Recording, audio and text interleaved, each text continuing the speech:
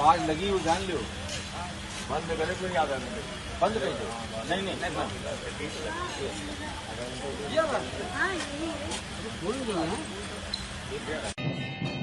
हम प्राचीन हनुमान मंदिर से हैं। इस मंदिर की विशेषता क्या है? कल बड़ा मंगल है, इसको लेकर क्या कहेंगे?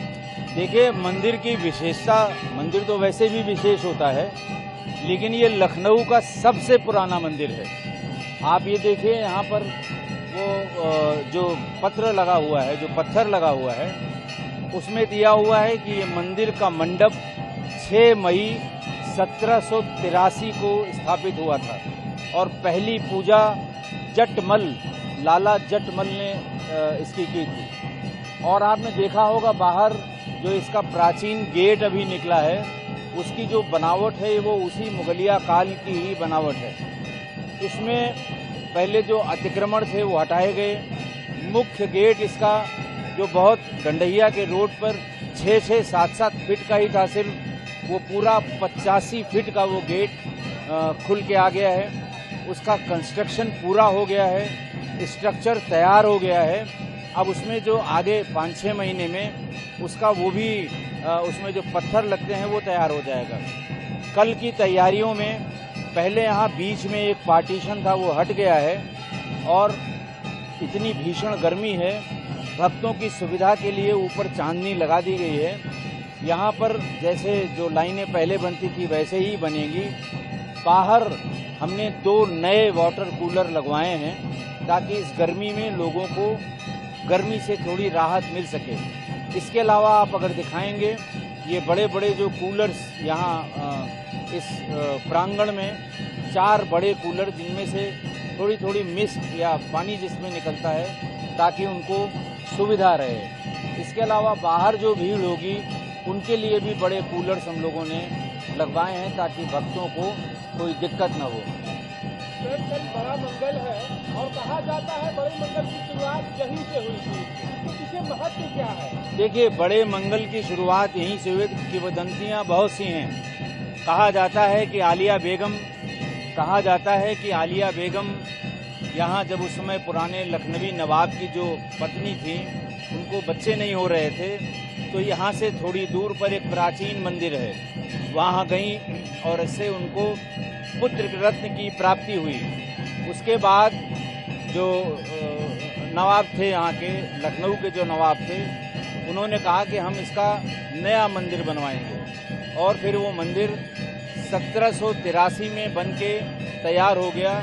और इस उत्सव में कि हमारे हनुमान जी के आशीर्वाद से मुझे पुत्र रत्न की प्राप्ति हुई है, यहाँ पर ज्येष्ठ के मंगल को उन्होंने मेला लगवाया और बहुत बड़ा मेला लगता था यहाँ पर। और मेरी भी जानकारी में पिछले 15-20 साल पहले भी बहुत बड़ा मेला लगता था। फिर ज्येष्ठ के चारों मंगल में ये मेला लगने लगा। फिर यहीं से लोग प्रसाद ग्रहण करके भोग ले जाते हैं और अपने भंडारों में उसे रख के भंडारा लगाते हैं।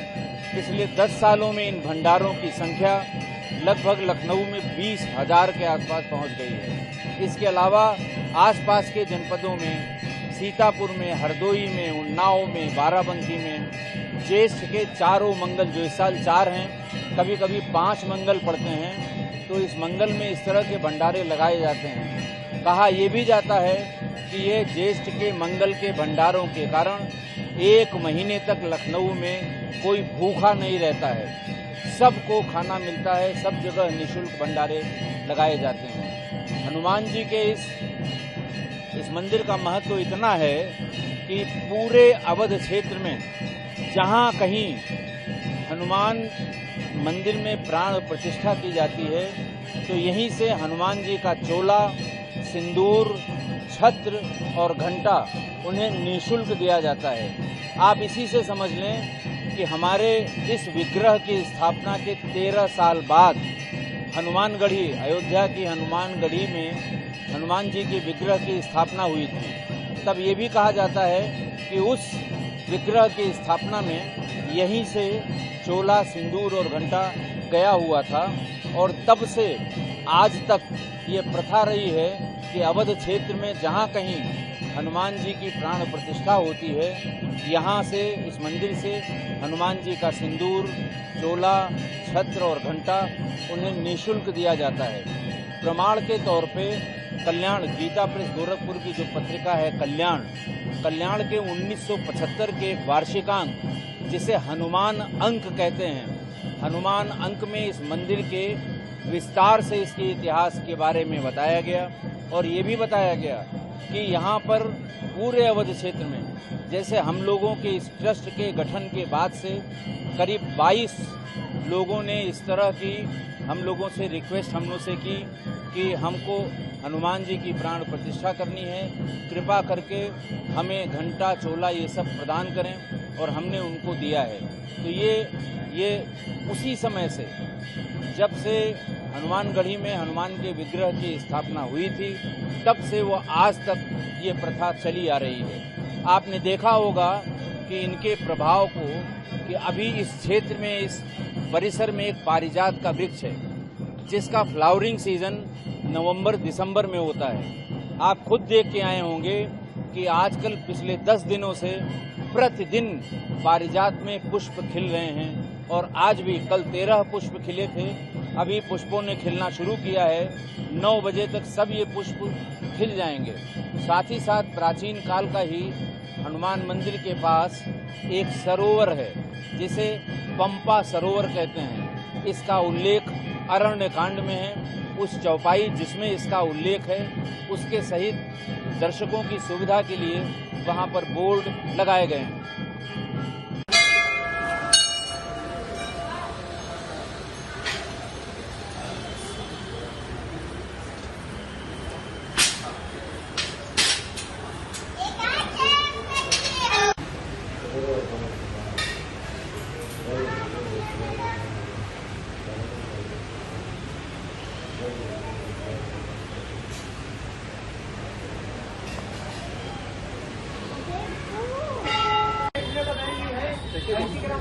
बस 2 मिनट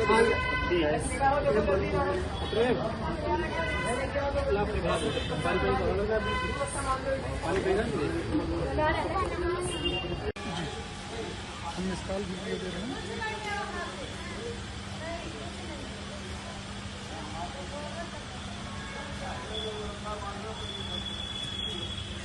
हैं।